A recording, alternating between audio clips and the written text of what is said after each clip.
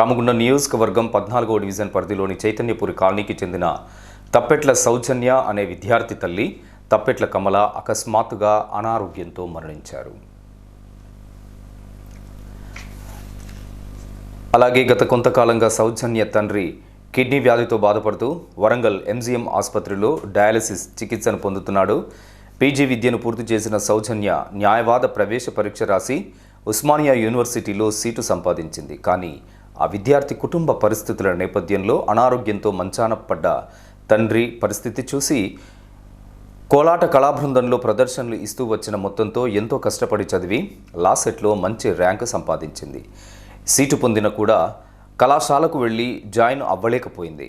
ఇటీవల తన తల్లి అర్ధాంతరంగా అనారోగ్యరీత్యా మరణించింది. అదేవిధంగా సరిగా నడవలేని స్థితిలో ఉన్న తమ్ముడు, ఇలా కుటుంబంలోని ప్రతి ఒక్కరి పరిస్థితి దయనీయంగా మారింది.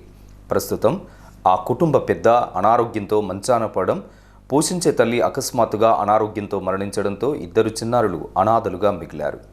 కోలాట కళాబృందం సభ్యులు విహెచ్ఆర్ ఫౌండేషన్ ఫౌండర్ హరీష్ రెడ్డికి ఆ కుటుంబం యొక్క పరిస్థితిని వివరించగానే వెంటనే స్పందించి సౌజన్య తల్లి పెద్ద కర్మకు 50 కిలోల బియ్యంతో పాటు ఆర్థిక సహాయాన్ని వెంటనే అందించాలని, అలాగే ఆ చిన్నారికి భవిష్యత్తులో ఎలాంటి అవసరం వచ్చినా ముందుండాలని ఫౌండేషన్ సభ్యులకు తెలియజేశారు.